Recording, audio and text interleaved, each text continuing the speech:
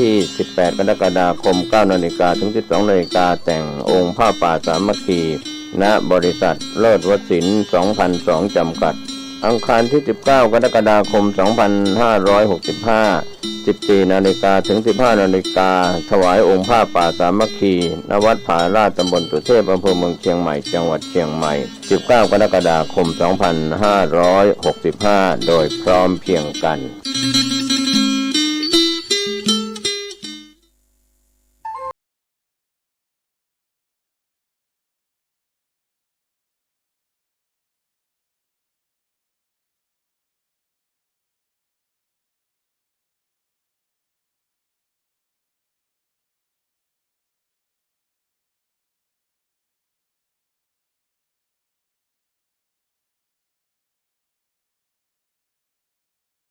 ดังได้อธิบายให้ฟังมาแล้ว พุทธศาสนาเกิดขึ้นจากใจคือความสงบแห่งเดียว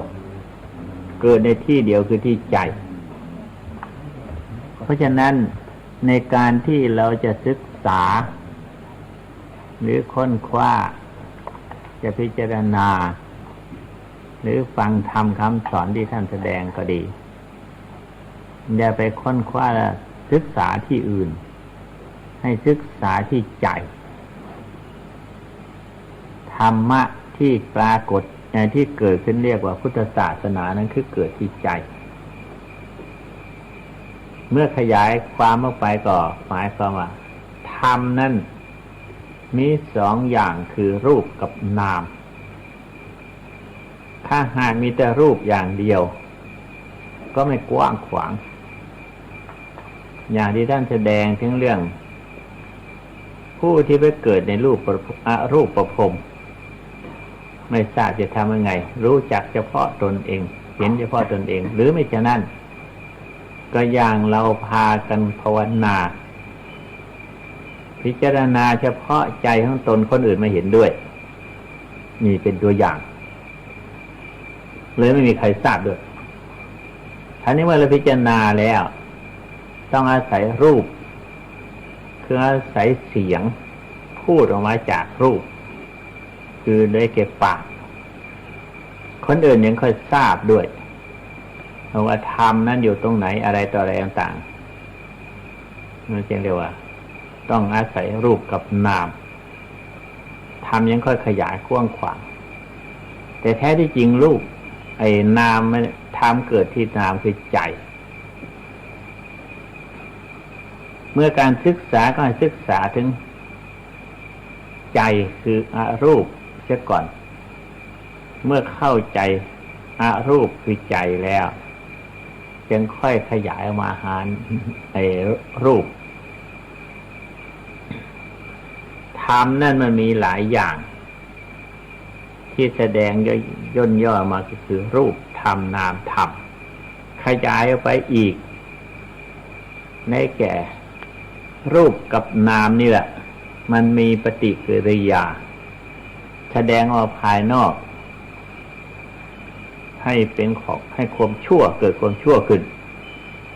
แสดงในทางที่ไม่ดีเรียกว่าอกุศลก็เรียกว่าธรรมเหมือนกันถ้าแสดงว่าทางดีเรียกว่ากุศลก็เรียกว่าธรรมเหมือนกันถ้าแสดงว่าทางที่ไม่ดีไม่ชั่วคือของกลางเรียกว่าพญากตธรรมที่ท่านสวดว่ากุศลธรรมากุศลธรรมาพญากตธรรมาเป็นธรรมทั้งหมดนี่ขยายมาจากสองนี้ขยายไปเป็นสี่คือได้แก่ธาตุสี่หรืออริยสัจสี่ก็ขยายไปจากนี่แหละ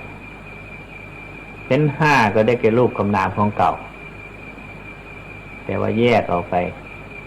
รูปเป็นหนึ่งนามเป็นสี่คือรูปหนึ่งได้แก่รูปได้แก่กายเวทนาสัญญาสังขารวิญญาณเป็นสี่เรียกว่านามธรรมก็ขยายไปอย่างเดียวกันเนี่ยขยายออกไปเป็นหกก็คืออายตนะหก ขยายไปเป็น12ก็ได้อายตนะภายใน6ภายนอก6เป็น12กว้างออกไปจากอันเดียวอย่างอันหนึ่งดังอธิบายฟังแล้วถ้าศึกษาพุทธศาสนาถูกหลักเข้าหาจุดเดียวจบเป็นถ้าหากว่าศึกษาไม่เป็นไม่เข้าใจค้นคว้าขยายออกไปภายนอกไม่เข้ามาหาใจเลยจับอะไรไม่ได้ได้แต่คำพูดได้แต่ชื่อสมมุติบัญญัติตัวทำจริงๆเลยไม่ได้อย่างที่ท่านพูดถึงเรื่องหลักพุทธศาสนามี3ประการคือพระพุทธพระธรรมพระสงฆ์เป็นหลักใหญ่ใครจะเป็นพุทธมามกะคือนับถือพระพุทธศาสนาหรือที่เรียกว่าอุบาสกอุบาสิกาก็ต้องมั่นอยู่ในหลัก3ประการนี้ให้รู้จักหลัก3ประการนี้เหมือนกันผู้จะบวชเป็นภิกษุสามเณรก็ต้องถึงพระรัตนตรัยคือพระพุทธพระธรรมพระสงฆ์เสียก่อนจึงค่อยถึงพระรัตนจึงค่อยบวชได้โดยเฉพาะสามเณรนั้นบวชด้วยพระไตรสรณาคมคือขอถึงพระพุทธพระธรรมพระสงฆ์เป็นสรณะส่วนศีล10นั่นเป็นข้อปฏิบัติพระสงฆ์ก็ภิกษุก็บวชคือขึ้นต้นเป็นสามเณรถึงพระไตรสรณาคมเสียก่อนแล้วจึงค่อยสวดญัตติคือว่าสงฆ์ลงมติเห็นว่าเป็นผู้บริสุทธิ์รับรองเข้าโมไทยเรียกว่าญัตติจตุถกรรมคือลงมติกันนั่นเองลงมติว่ารับรองได้ส่วนศีล227เป็นวิถีดำเนินชีวิตของพระจะต้องดำเนินตามแนวนั้นมีขยายออกไปพระพุทธพระธรรมพระสงฆ์ต้องมั่นอยู่ในตรงนี้นี่เป็นหลักของพุทธศาสนาคราวนี้จะย้อนมาอธิบายถึงเรื่องหลักพระไตรสรณาคมกับพระพุทธพระธรรมพระสงฆ์ทั้ง3นี่แหละให้เข้าใจที่ท้วนเสียก่อนแต่ให้ฟังให้ดีฟังยากจังหน่อยมันเป็นของซับซ้อนกัน พูดของอันเดียวขยายออกไปแล้วย้อนเข้ามารวมเข้ามาอีกแล้วก็ขยายออกไปอีกเพื่อให้เข้าใจแล้วก็ย้อนเข้ามาสรุปมาเพื่อให้ลงในจุดเดียววิธีอธิบายอย่างนี้เข้าใจยากถ้าหากว่าคนไม่เคยฟังและไม่เคยพิจารณาถือตามตำราหรือถือบัญญัติถ้าปฏิบัติแล้วเข้าใจง่ายพระพุทธพระธรรมพระสงฆ์ท่านมีบาลีอย่างนี้พุทโธธัมโมสังโฆจาตินานาโหนตามปิวัตถุโตอัญญมัญญาวิโยคาวะเอกีภูตัมปนัทโตพระพุทธพระธรรมพระสงฆ์พุทโธธัมโมสังโฆจาตินานาโหนตามปิวัตถุโตว่าโดยวัตถุเป็น3คือว่าพุทธอันหนึ่งพระธรรมพระสงฆ์เป็น3อัญญมัญญาวิโยคาวะคือทั้ง3ประการนี่แหละทั้ง3อย่างนี่แหละทั้ง3รัตนตรัยเนี่ยต้องอาศัยซึ่งกันและกันเอกีภูตัมปนัทโตหากว่าพูดโดยเนื้อความแล้วอันเดียวกัน3อย่างอาศัยซึ่งกันและกันถ้าพูดโดยเนื้อความแล้วอันเดียวกันนี่ข้อใหญ่ใจความมีอย่างนี้ทีแรกพูดถึงเรื่องคนละอันกันเสียก่อนพระพุทธเจ้าก็คือพระสิทธัตถราชกุมารบำเพ็ญเพียรบารมีหรือบำเพ็ญทุกขกิริยาจนสำเร็จเป็นพระอรหันต์สัมมาสัมพุทธเจ้าอันนี้เป็นเรื่องบัญญัติตำรากระดังอธิบายแล้วจะเป็นพระพุทธเจ้ากับเพราะพระทัยบริสุทธิ์หมดจดคือเห็นแจ้งรู้จริงในสัจธรรมและกำจัดกิเลสบาปธรรมให้หมดสิ้นไป จึงได้เป็นพระอรหันต์ได้เป็นพระสัมมาสัมพุทธเจ้าที่ว่าพระอรหันต์กันพระพุทธเจ้าเนี่ยไม่ผิดอะไรกันหรอกคือละกิเลสเหมือนกัน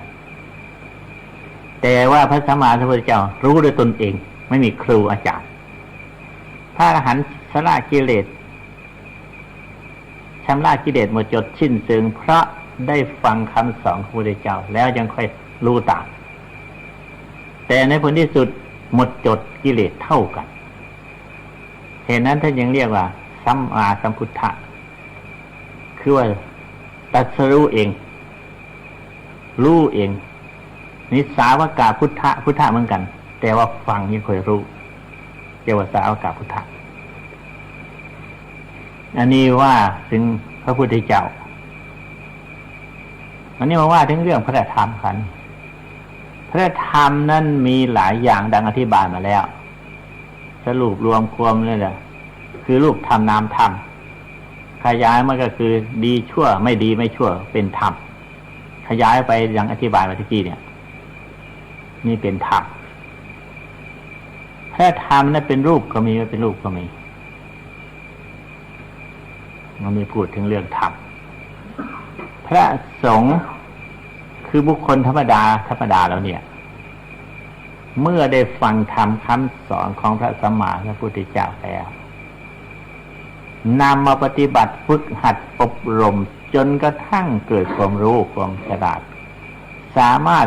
ชำระกิเลสให้หมดจดสิ้นเชิงไปได้เรียกว่าพระสงฆ์พระสงฆ์ผู้ชำก็ลงของเก่าอย่างพระพุทธเจ้าเหมือนกันคือกิเลสไม่มีในใจชำระกิเลสให้ใสสะอาดใจให้ใสสะอาดบริสุทธิ์จึงเป็นพุทธสาวกอันนี้พูดเป็นอันไว้เป็น3อย่าง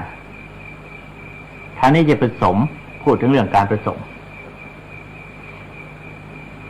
พระพุทธเจ้าคำว่าพุทธะคือความรู้อะไรก็คือรู้แจ้งเห็นสัจธรรมตามเป็นจริงแล้วชำระกิเลสหมดจดจากสันดานเรียกว่าพระธรรมหรืออีกในหนึ่งจะพูดถึงเรียกว่าพระธรรมนั้นคล้ายๆกับว่าเป็นน้ำมาชำระชักฟอกผ้าของเราที่สกปรกเอาไอ้น้ำก็ดีสบู่แฟบก็ดีมาชำระซักฟอกผ้าของเราสกปรกการชำระไอ้ของสกปรกน่ะคือชำระด้วยแฟบหรือน้ำหรือสบู่นั่นเป็นพระธรรมอันนี้พระสงฆ์ล่ะคือผู้เอามาชำระนั่นเองคือวิธีเอามาชำระนี่คือพระสงฆ์มันสกปรกผ้าสกปรกถ้าไม่มีแฟบมันมีสบู่ก็ชำระละน้ำไม่มีน้ำก็ล้างไม่สะอาดชำระไม่สะอาดเมื่อชำระก็ต้องใช้น้ำนี่สบู่แฟบน้ำและสบู่แฟบถ้าคนไม่เอามาใช้คือไม่มีผู้เอามาชำระมันก็ไม่สำเร็จความประสงค์ตามความประสงค์ให้จึงอุปมาเปรียบว่าผู้ที่เห็นว่าของสกปรกคือพุทธะเห็นผ้าเป็นของสกปรกคือพุทธะนั่นแหละคือความรู้ว่าสกปรกและวิธีที่รู้ว่าสกปรกนะอันมีอุบายปัญญาและมีความสามารถฉลาดที่จะหาเอาของสกปรกของเอาแฟบเอาสบู่หรือเอาน้ำมาล้างของสกปรกนั้นคือปัญญาเกิดจากของสกปรกคือเกิดจากกิเลสมีเห็นโทษของกิเลสแล้วก็มีวิธีชำระกิเลสให้สะอาดด้วยอุบายปัญญาวิธีต่างๆหรือเกิดปัญญาขึ้นปัญญาก็คือได้พระธรรมนั่นเองได้ของมาซักฟอกนั่นเองนี่ของที่มาซักฟอกมันมีอยู่แล้วค่ะนี่ถ้าไม่เอามาซักฟอกมันก็ไม่สะอาดผู้ที่ไปเอามาซักฟอกนั่นคือสังฆะค คือสงฆ์ให้มันเข้ากับว่าสงฆ์ทำไมยังเรียกว่าสงฆ์คือสุปฏิปันโนปฏิบัติดีอุสุปฏิปันโนปฏิบัติตรงปฏิบัติเป็นไปเพื่อพ้นทุกข์ปฏิบัติไม่เบียดเบียนตนและคนอื่นเป็นที่น่าสักการะกราบไหว้และบูชาคือเป็นใหญ่มีอิสระในตนเองสามีจิปฏิปันโนสามีแปลว่าเป็นใหญ่ก็ว่าหรือว่าน่ากราบไหว้และบูชาก็ว่าพูดกันง่ายๆเรียกว่ามีอิสระไม่เป็นทาสของใครรู้ได้ตนเองทำได้ตนเองทำด้วยตนเองรู้ด้วยตนเองแล้วทำโดยอิสระไม่เป็นไปเพื่อเบียดเบียนคนอื่นตนและคนอื่นจึงเป็นที่น่ากราบไหว้และสักการะบูชาของคนทั่วไปมีพระพุทธพระธรรมพระสงฆ์อธิบายพระสงฆ์มาเข้าตกลงว่าพระพุทธคือรู้ธรรมคือรู้อุบาทคือรู้เห็นของสกปรกพระพุทธพระธรรมคือสิ่งที่เอาของสกปรกสิ่งที่ไปชำระของสกปรกคือมาชำระผ้าที่มันสกปรกนั่นแหละพระสงฆ์ก็ผู้ที่เอาของนั้นมาชำระนั่นแหละเรียกว่าพระสงฆ์เพราะพระมหาเปรียบเพื่อให้เข้าใจง่ายคราวนี้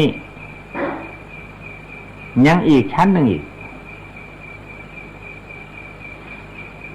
สุปฏิปันโนถ้าไม่ปฏิบัติดีไม่ปฏิบัติตรงขึ้นประสงค์ก่อนแล้วคราวนี้ไม่ปฏิบัติดีไม่ปฏิบัติตรงก็จะไม่เห็นธรรมก็จะไม่เกิดความรู้ก็จะไม่เป็นพุทธะต้องปฏิบัติดีปฏิบัติตรงซะก่อนเรียกว่าสัมมาทิฏฐิก็เห็นชอบเห็นตรงเห็นถูกต้องจึงจะเกิดพุทธะขึ้นมายกพระสงฆ์ขึ้นก่อนนะครับนี่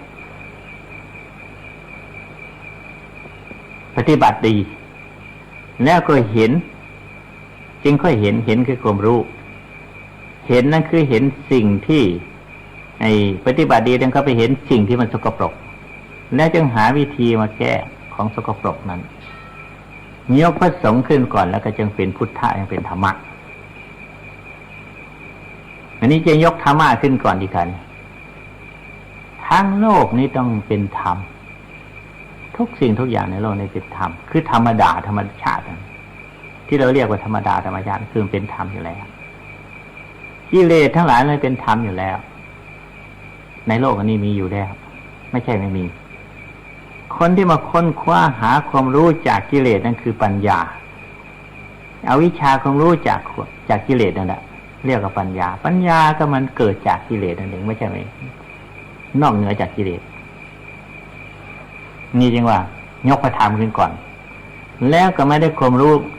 ในการที่จะชำระกิเลสนี่ก็เกิดพุทธะขึ้นมาแล้วก็เกิดสังฆะคือการปฏิบัติถูกต้องอีกเหมือนกันมันสลับซับซ้อนอยู่อย่างนี้ท่านจึงว่าเอกีภูตัมปนัตถโตถ้าพูดโดยเนื้อความแล้วอันเดียวกันฟังยากเข้าใจยากถ้าหากว่าเราไม่ตั้งใจคิดค้นพิจารณากันจริงจังต่อเมื่อเราได้มาทำเสียก่อนคือไม่เห็นตัวใจดังอธิบายให้ฟังมาแล้วจับตัวใจแล้วมาชำระตัวใจคือจับตัวใจเห็นใจนั่นแหละจับหลักใจซะก่อนเหมือนกับเราเห็นเราเหมือนกับผ่าเมื่อเราเห็นผ่าแล้วของสกปรกเกิดที่ผ่าติดที่ผ่าที่เราเห็นของสกปรกนั่นคือเราเห็นอาการของใจแล้วเราหาวายวิธีที่ชำระของสกปรกคือใจนั่นเรียกว่าปัญญาเกิดขึ้นเมื่อเราเห็นเช่นนี้แล้วเราซักฟอกพราพรของเราที่สกปรกให้สะอาดได้คือชำระใจของตนให้บริสุทธิ์หมดจดได้ถ้าจับใจคือตัวเดิมไม่ได้ก็แล้วก็ไม่ทราบว่าจะไปซักฟอกตรงไหนกันอะไรมาติดมาเกาะตรงไหนก็ไม่รู้เรื่องนี่ยังควรให้พากันหาค้นคว้าหาตัวใจอบรมฝึกฝนให้เข้าหาตัวใจ ให้มันได้เสียก่อนอย่างนี้เราอยู่กับใจนั้นเกาะเกี่ยวด้วยกิเลสขุ่นมัวไปด้วยกิเลสวุ่นอยู่ด้วยกิเลสเลยไม่รู้เรื่องว่าอะไรเป็นใจอะไรเป็นกิเลสคนเราเอากิเลสมาเป็นใจเอาใจเป็นกิเลสมันจึงค่อยยุ่งเหยิงกันไปหมดความโกรธเกิดขึ้นก็เข้าใจไว้เราโกรธที่จริงกิเลสมันอยู่ต่างหาก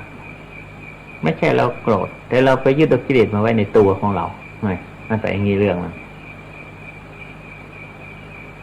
อย่างสมเด็จมหาวีระวงศ์ท่านพูดถึงเรื่องเจ้าคุณอุบลีในวันนี้เขาผ่าฝีเป็นที่หลังเขาจะใช้ยาเหน็บยามึนถ้าไม่ต้องหรอกไม่ใช่ของฉันเอาเธอผ่าไปเถอะเขาก็ผ่าได้สบายท่านก็พูดเลยสนุกอยู่คือว่าไม่เอาใจไปยึดจดจ้องตรงนั้นมันก็เรื่องของเรื่องของกายเป็นเรื่องกายขนาดสัมผัสถูกต้องอยู่คือสัมผัสอายตนะของภายนอกกับภายในกระทบกันเกิดประสาทความรู้หรือเซลล์ที่ว่าเนี่ยเกิดความรู้สึกขึ้นมาจะไม่ให้รู้ไม่ได้แต่ด้วยเหตุที่ใจท่านแข็งแกร่งหรือท่านมีความสามารถฉลาดแยกออกได้หรือเข้าใจตามเป็นจริงเห็นว่าสิ่งนั้นเป็นเรื่องของสิ่งนั้นท่านไม่เอาใจไปไว้ตรงนั้นก็ปล่อยลงไปได้เมื่อครั้งท่านจะวันนี้เนื้อภาพขาท่านหักมีหมอจินแส2 คนดึงคนละข้างคนหนึ่งดึงท่อนปลายเขาหนึ่งดึงท่อนกบลูกศิษย์ลูกหาพากันร้องเจี้ยวกันหมดเลยท่านเฉยพอดีนักเข้ารู้สึกว่าอาการจะเจ็บหนักจนเหลือทนนั่นแหละเดี๋ยวให้ฉันหายใจสักหน่อยก่อนเขายังก็ปล่อยวางมือเขาฟังทำอีกยอมให้เขาทำเขาก็ทำยังไงก็ดึงไม่เข้ากันเขาก็เลยทิ้งให้ยังเทศให้ลูกศิษย์ลูกหาฟังอะไรกันเจ้าตัวเขายังไม่ทันเจ็บเราไปเจ็บก่อนแล้วร้องไห้ไปเจียวจ้าหมดเนี่ยเรื่องนี้ตัวขามันก็ไม่ใช่ของเราจึงว่าเห็นพิจารณาเห็นเป็นอนัตตาที่ให้พิจารณาเป็นขันธ์5อายตนะ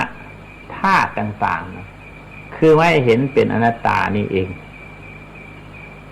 หากจิตเรายังไม่ทันละเอียดพอซึ่งจะรู้รู้ชัดตามเป็นจริงตอนพิจารณาโดนลมปฏิโลมมัสกรต่อเมื่อใดถ้าหากใจเราเข้าถึงสภาพความเป็นจริงคือเข้าถึงใจแล้วจะรู้อาการของนี้อันนี้เป็นเรื่องของอันหนึ่งต่างหากไม่ใช่ใจนั่นแหละเราจึงได้เอาไปใช้ในขณะที่เราในเวลาที่เราจะต้องใช้ในเมื่อเหตุจำเป็นเกิดขึ้นจึงมาหัดมาอบรมฝึกฝนกันไว้เป็นเรื่องที่เราจะต้องฝึกฝนอบรมแท้ๆไม่มีใครบอกให้หรอกเรื่องพวกนี้บอกได้แต่เพียงอุบายอย่างอธิบายให้ฟังนี่แหละคนที่เป็นจริงเห็นจริงนั้นไม่ใช่ของคนอื่นบอกให้เป็นเรื่องของเรา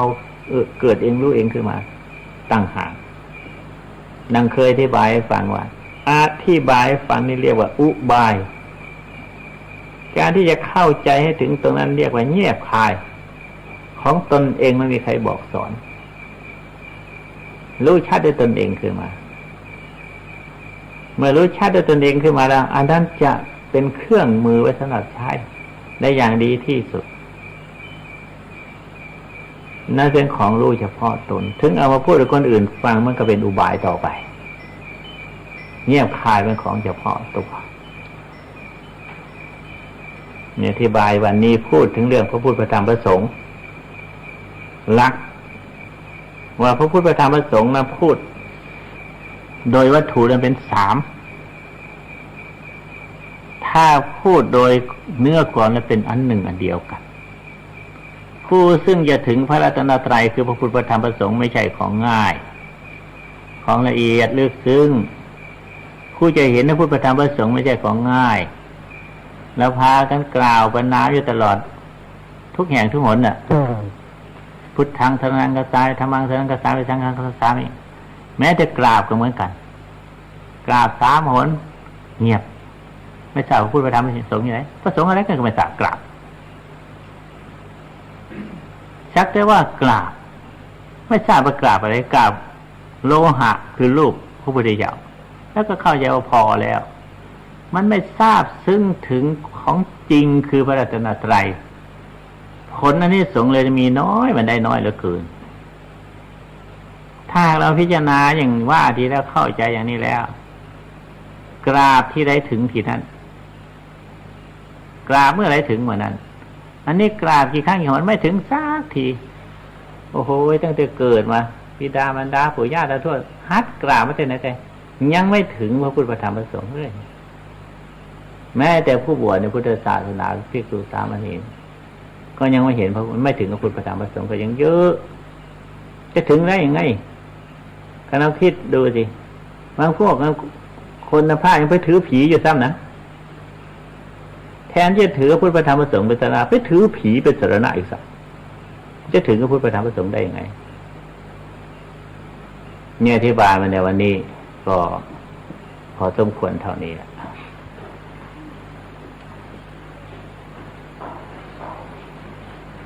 ใจเป็นขังมันมีตัวแต่รู้ได้โดยใจของตนเองอย่างสมเด็จท่านเทศวันนี้ทุรังขมังเอกจารังอาสาริรังคูหาสยังเยจิตตังสัญญเมตสันติโมกขันติมาลบันธนาทุรังขมังเอกจารังอาสาริรังคูหาสยังจิตเที่ยวไปในที่ไกลอาศัยยังคูหาแต่ยังไม่มีร่างกายเที่ยวไปในที่ไกลแล้วกลับมานอนคูหาคือร่างกายมาอยู่ที่ตัวของเราคือร่างกายเที่ยวไกลไม่มีขอบเขตแต่ยังวกกลับคือมานอนอยู่ที่ร่างกายคืออยู่ที่นี่ถ้าไปไม่กลับก็คือว่าตายอันนี้มันวกกลับคืนมาอยู่ยังไม่ตายอาศัยยังคูหาแต่ยังตอนท้ายธรรมเยจิตตังสัญญเมตสันติถ้าหากใครเยจิตตังสัญญเมตสันติสำรวมจิตของตนได้